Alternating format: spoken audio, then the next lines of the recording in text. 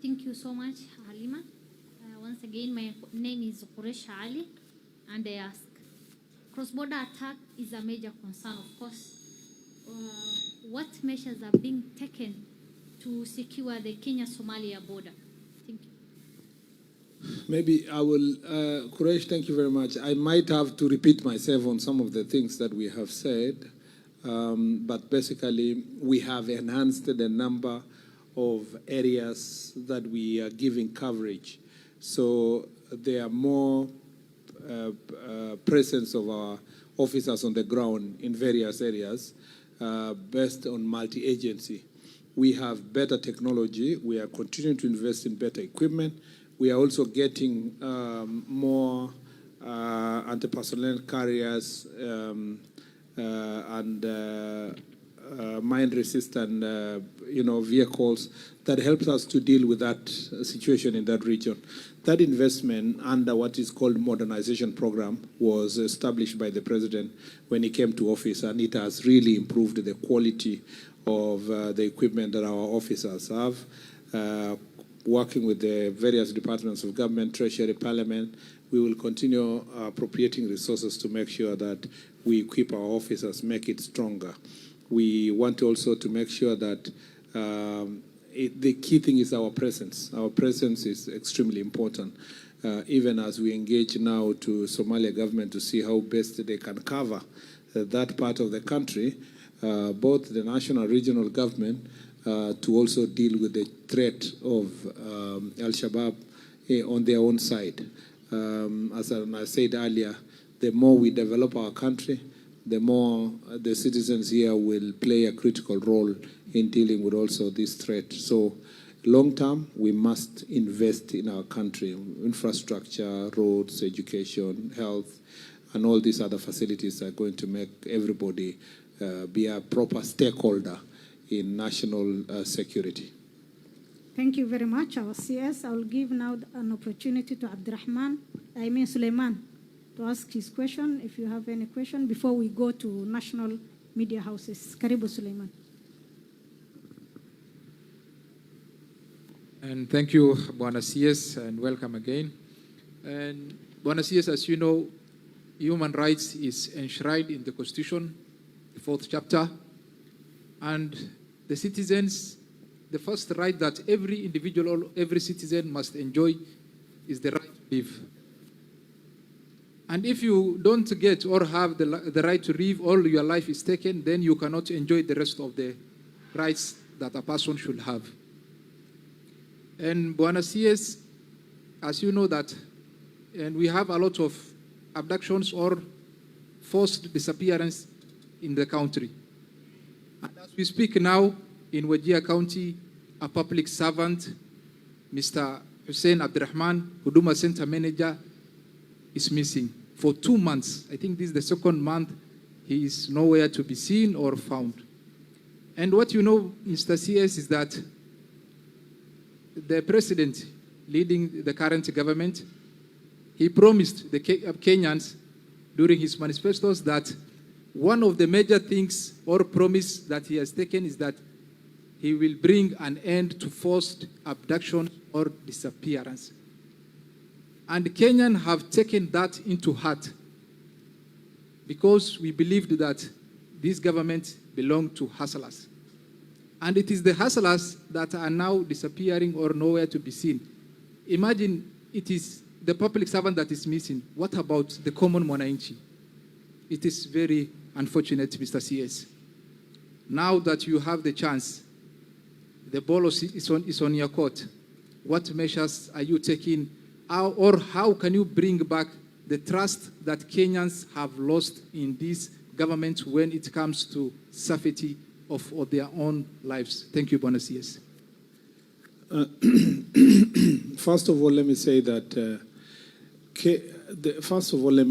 that any case of abduction of any citizen is not sanctioned by the government of Kenya. And abduction is not our mode of security operation. So that case of Abdurrahman has been asked in Parliament. I appeared before Parliament. The circumstances under which he got lost. I'm sure it is a gentleman who had who had certain medical history, and there was a concern about the whole circumstance under which he disappeared. And so let me assure you that, first of all, we do not have a policy for anybody to be abducted.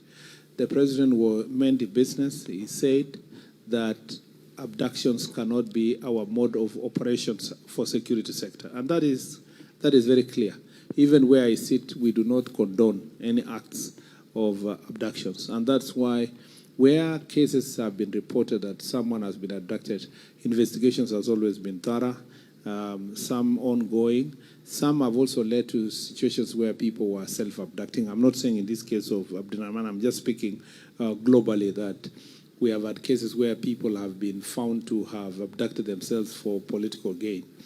Now, where a citizen has gotten lost, to conclude that he has been abducted would be, unless somebody has some evidence, you can't conclude that he's been abducted. And even when he has been abducted, who has abducted? Is it government officials or is it criminals?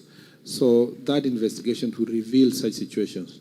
And if any public servant is involved in acts of abduction, of course, they will be taken. They will have to answer to the law. But where criminals have done, like the way they did with our chiefs in Elwak, we are lucky that through community engagement by local leaders and community, our chiefs were saved. So where any citizen has information on the whereabouts of this missing person, it's important that they give it to the security agency so that thorough investigations can be done and the issue can be dealt with. Now, you talked about loss of faith. I don't think people have lost faith in this government. To be very honest, this government has done a lot in the security sector and done a lot to pacify areas that were either too insecure. Of course, if you compare what was happening before this administration came to office, where numerous cases and outcries about people being abducted, extrajudicial killing, and all those kind of things, we have made great progress to promote transparency in terms of investigations and to bring to an end any cases of abductions. Thank you very much, our CS. Now I will give opportunity to national media houses. I will start with KBC, Mama na Baba. So karibu Mr. Maina, and if you have any question, you can tell us. Karibu. Thank you, Lema. And again, my name is Giverson Maina from KBC. And as she says, it's the Baba and Mama of everybody else. And my question is, Waziri, that for 2 days that you've stayed here in the northeastern Kenya, when there is insecurity challenges in the north, there is a whole impact in the whole country. It ripples down. There's a ripple effect all the way to Kisii, to people feel like there is threat coming all the way from the north, and it's spreading so fast across the country. That's how people feel. And so I want to take you back to February when these 5 chiefs were abducted. It was, in the first time, it was unbelievable that chiefs could be abducted and taken away out of the country or wherever they were taken to. But I know you've spoken to them at a personal level. Could you mind to share with us just a little bit of their personal story?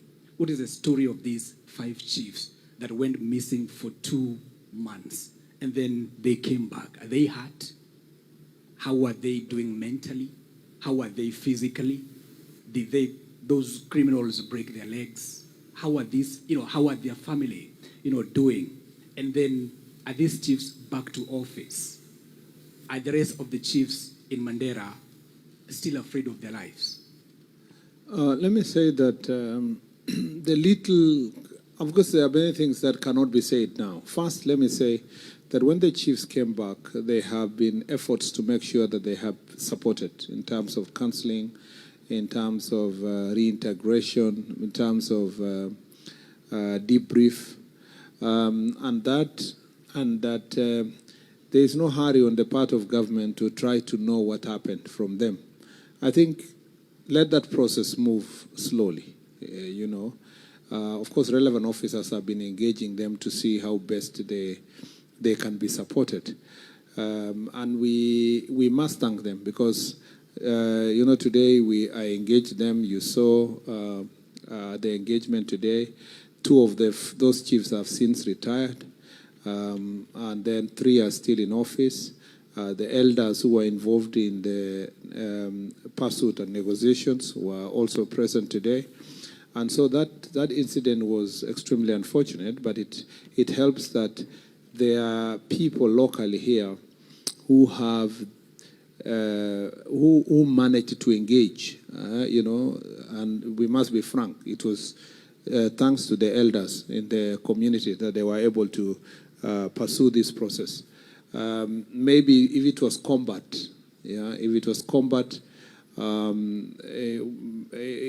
maybe the story would have been different. But because the elders, many Kenyans never appreciate and understand the context of which we are operating here, to appreciate that this boundary is not scientific, it is political.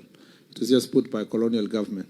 So the dynamics between us and our neighbors in terms of clans, knowing each other, families and so forth, is just the same way in Namanga between the Maasais in Namanga and the ones in the other side. In Busia, the families from the Samias on this side and the ones on the side of Uganda, or the Teso in Kenya and Teso in Uganda, or the Sabaot in Kenya and Sabaot in Uganda, or the Pokots in Kenya and Pokot in Uganda. Those dynamics play a very important role when you are dealing with local challenges that are in the place. And that really, in this situation, played a positive role in trying to salvage, to protect our officers.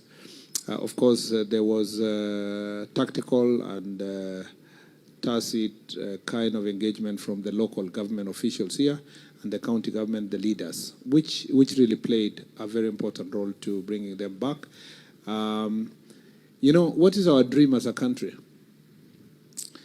The questions that every Kenyan should ask themselves, how is this situation going to unfold in the next 30 years? What is our best dream? Our best dream is that Somalia gets organized. They put this militia group into, reintegrate them to their society so that we go back to the old normal life where families on both sides can engage, business, trade can happen. He had asked the question about, border opening and so forth. If it was not for this threat of Al-Shabaab, across the place, both families are there. We are not in a hurry to try to know so much about them. There is time. These are serving chiefs. They are going for training. We want to continue to retrain them and continue supporting them. And we are very happy that they are alive and they came back home. Again, some Kenyans who do not know where MYKE is, they need to be guided to Google that it is that corner before the other sharp corner in the map of Kenya.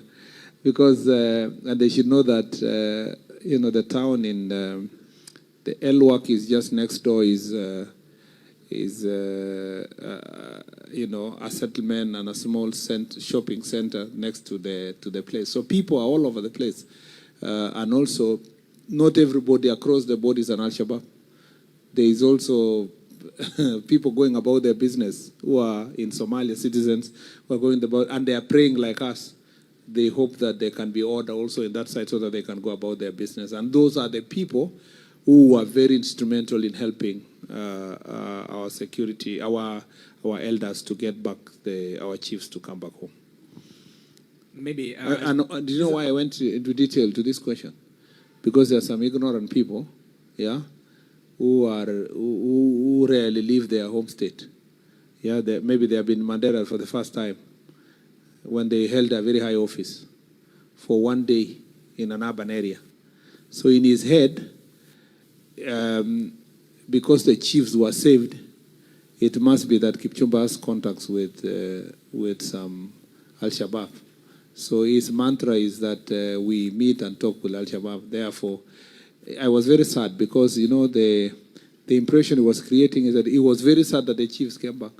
Because when he was asked, how do you know that the minister engages Al-Shabaab, he said, but because they talked and the chiefs came back.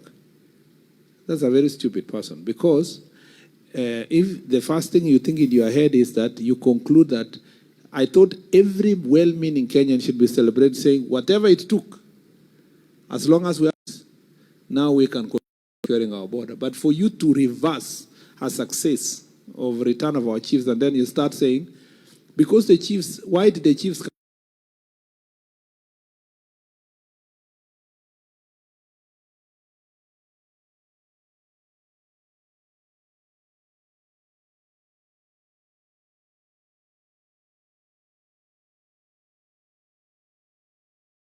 National interest, and when there is national interest, the conversation should be towards a united. A businesswoman in Kiambu.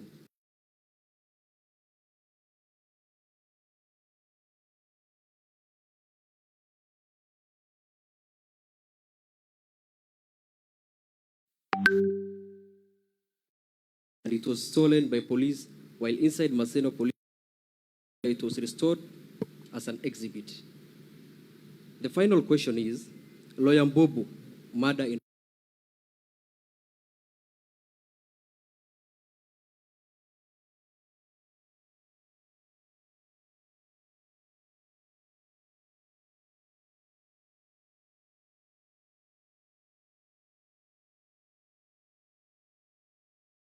Administration Police Service, Mr. Masengeli is also here, and the DCI, who is the son of the soil. I think we are some meters away from his house. I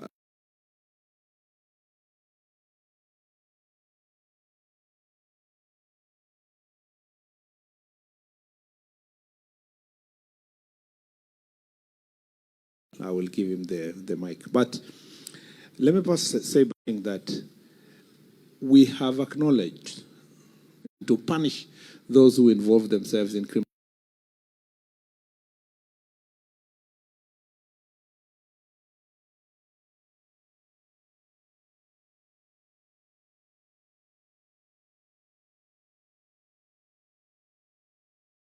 Involved in robbery because DCI arrested them. Yeah, if there is a police officer who is involved in robbery, there's a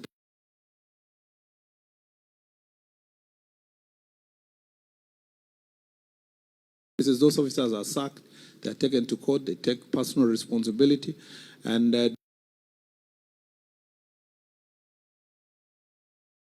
such characters in the National Police Service, and the punishment is severe, so that then it can become a lesson of themselves. That is the same as those who engage in abductions, extrajudicial, and all those. Once you engage in proper punishment for those who do things against the law, then you have the confidence to say that the police service is clean. So let me say that the same way I use a lot of energy to defend the police is the same energy we use to deal with those who are errant police officers, because those are the ones who pull us back, who give the critics of the National Police Service some fodder to hang on, and that must be dealt with. Again, on the question of lawyer Mbobo, Chalo Mbobo, whom I have acknowledged before that he was my friend and was my teacher, and we taught together as well. That investigation that is ongoing has been dragged for these 2 weeks or so, but I can assure you that the DCI is doing everything possible to get all the links, the leads, the motive, to see how best he's going to address this issue. And if it's okay with you, it would be nice to give the DCI 1 minute to say something about those two issues. I think DCI, in maybe 1 minute, you can add something to what I've said.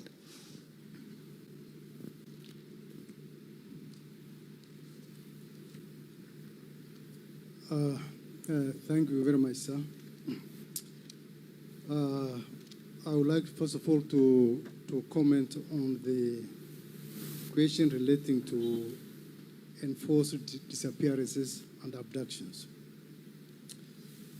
Like the CS has said, as a country and as officers of the National Police Service, we don't have any policy on issues of abductions and enforced disappearances. We respect the constitutional rights of our citizens and their freedoms, and that is very well enshrined in our constitutions. As relates to the issue of the Huduma employee who disappeared, we have exhaustively investigated the matter, and we're still continuing with our investigations.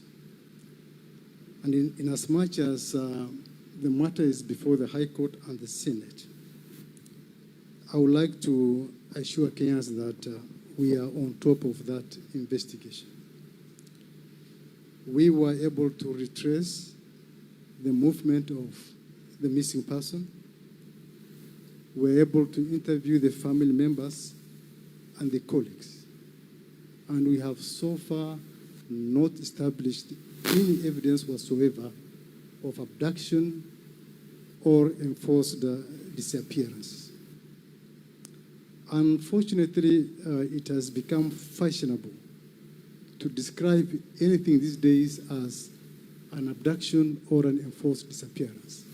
Even in situations where police officers conduct legitimate arrests, even in obvious situations of missing persons, they're always labeled as enforced disappearances and abductions. And I think that is a mentality we need to discourage as a country. So the matter of the missing Huduma employee is still open to investigations. I'm not saying that we are ruling out any enforced disappearances. I'm not saying that we are ruling out any abductions, but so far we have not established any evidence, any iota of evidence relating to his enforced disappearance. So on the matter of police officers engaged in robberies with violence, the matter has been very well prosecuted by the CS, and I may not have anything much to add to. Suffice to say for the fact that as regards the Maseno matter, we have already identified the officers involved in the theft of that exhibit vehicle, and this morning we were in discussion with ODPP so that the officers can be prosecuted for that offense. As regards the unfortunate death, the tragic incident relating to lawyer Mbabu, again, it is a matter under investigation. The other day before I came here, I engaged the media and updated them on the status of our investigations. And just like all other murder incidents, we are keen to fast track and to make sure that all the perpetrators are